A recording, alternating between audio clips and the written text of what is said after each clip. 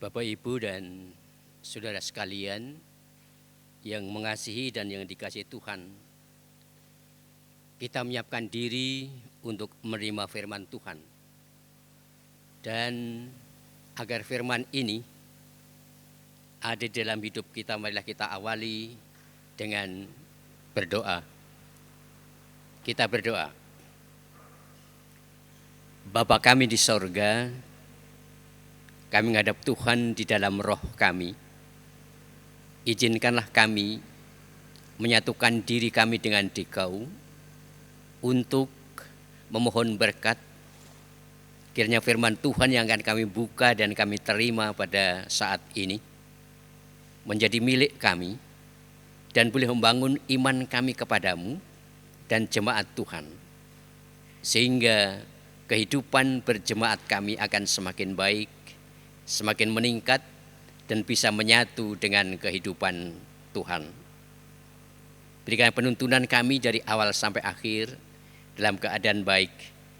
Demikian juga seluruh jemaat Tuhan yang Tuhan izinkan mendengar dan menerima firman-Mu. Ampuni Tuhan segala dosa dan kesalahan kami apabila sampai kami menghadap Tuhan di dalam doa ini terselip dosa dan kesalahan, karena keyakinan kami dengan pengampunan Allah itu tidak akan menutupi berkat lain yang akan Tuhan berikan kepada kami, keluarga maupun jemaat Tuhan. Di dalam nama Yesus kami berdoa dan bersyukur kepadamu. Terima kasih Bapa di sorga. Amin. Adapun firman Tuhan yang boleh kita terima pada saat ini kami ambilkan dari 1 Samuel 12. 1 Samuel 12 khusus ayat 24 dan 25 yang demikian firman Tuhan. Hanya takutlah akan Tuhan dan setialah beribadah kepadanya dengan segenap hatimu. Sebab ketahuilah betapa besarnya hal-hal yang dilakukannya di antara kamu. Tetapi jika kamu terus berbuat jahat, maka kamu akan dilenyapkan, baik kamu maupun rajamu itu. Demikianlah firman Tuhan yang akan kita terima pada saat ini.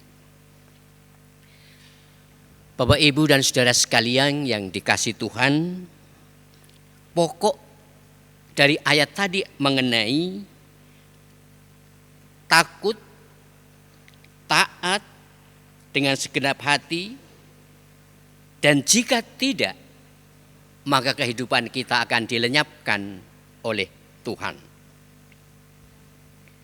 Samuel ini menulis pada abad 10 dengan menggunakan bahasa asli, bahasa Ibrani.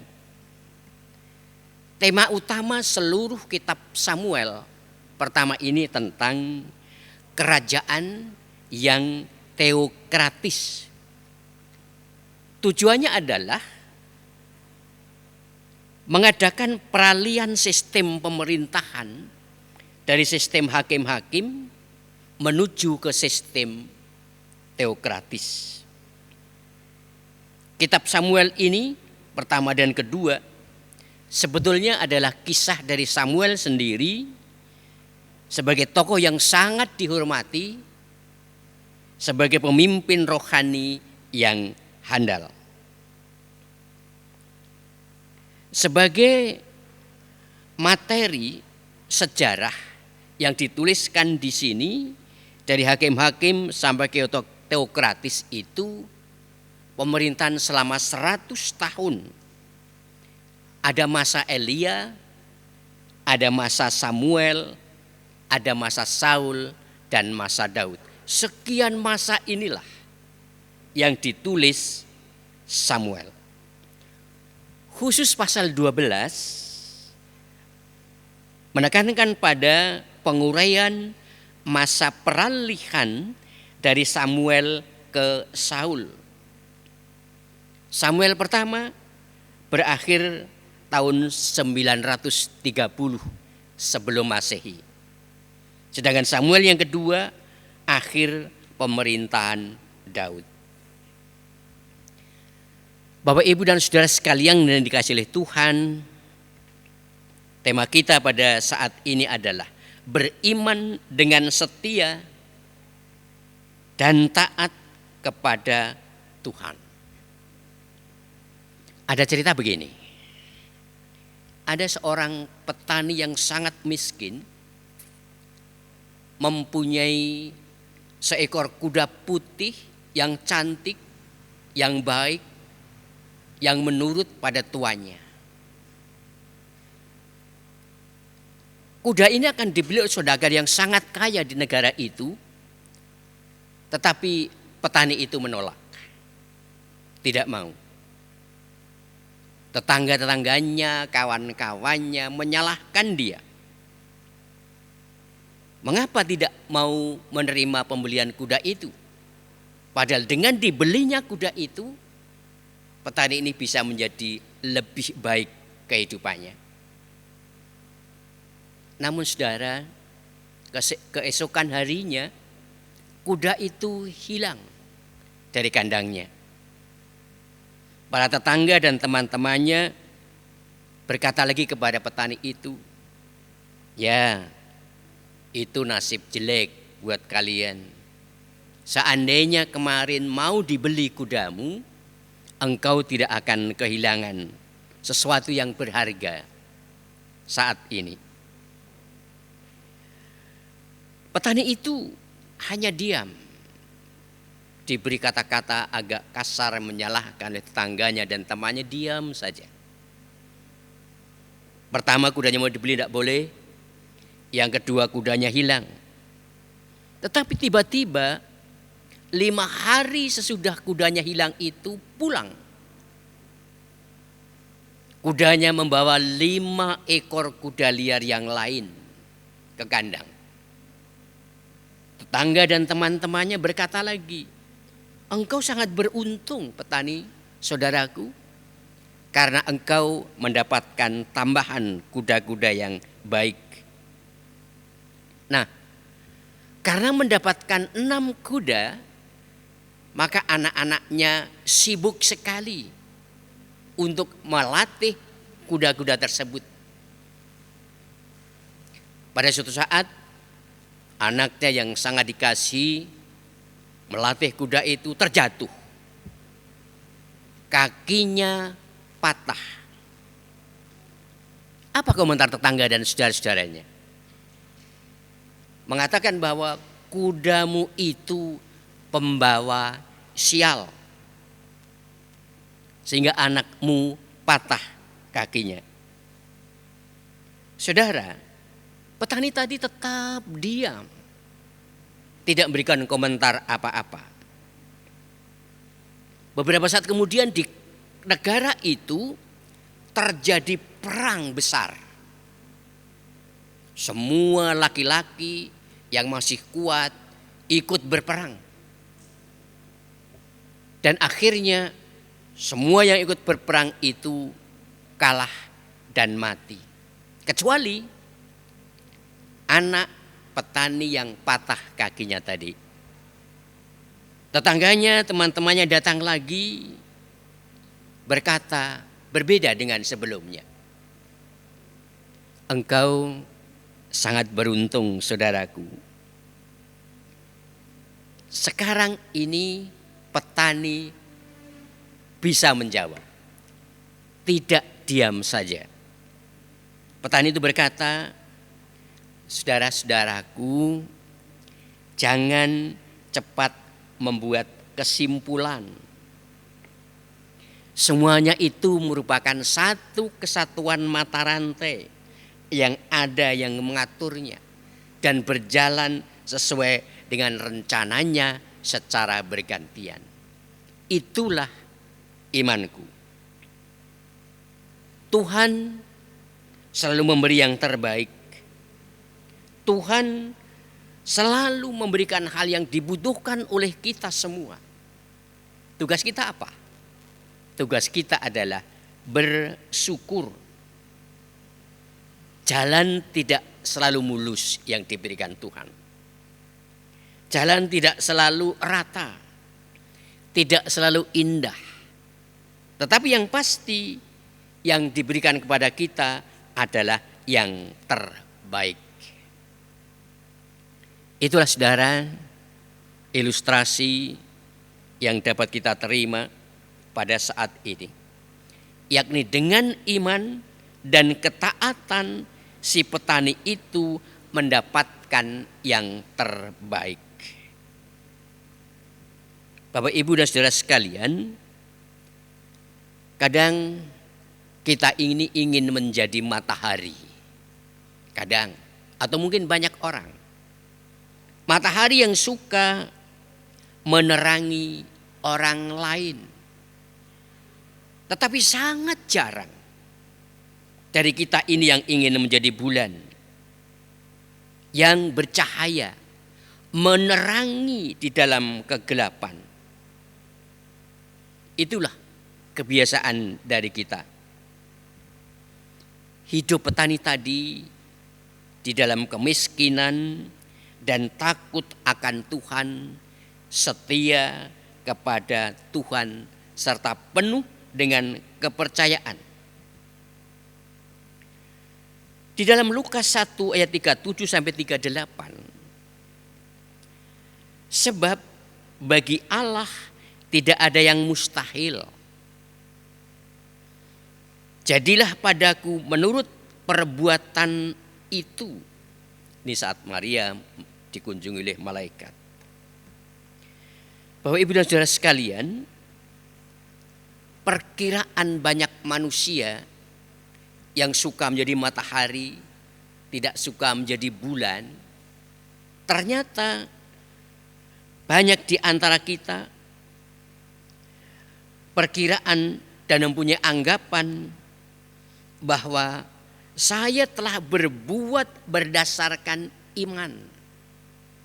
Tetapi sebenarnya kita itu baru berbuat berdasarkan khayalan saja. Apa cirinya? Berbuat berdasarkan iman, berbuat berdasarkan khayalan.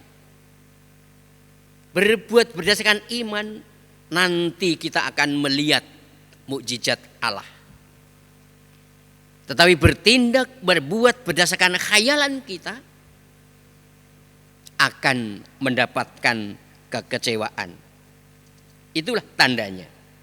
Mukjizat apabila kita dasarnya iman, kekecewaan apabila dasarnya khayalan kita. Memang iman, kepercayaan itu sangat erat kaitannya dengan firman Tuhan. Dengan janji Tuhan. Dengan ketaatan manusia akan firman dan janji Tuhan. Itu iman yang sebenarnya. Nah, iman tanpa ketaatan itu akan membawa hidup kita itu tertipu oleh keadaan, tertipu oleh roh kegelapan, tidak mampu melihat adanya keajaiban Tuhan,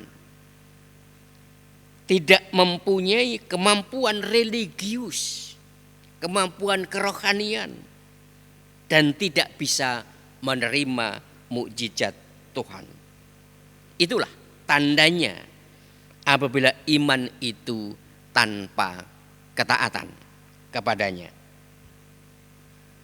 Bapak, Ibu dan saudara sekalian, kita telah melewati masa prapaskah, masa Paskah, dan nanti menyongsong ke masa Pentakosta.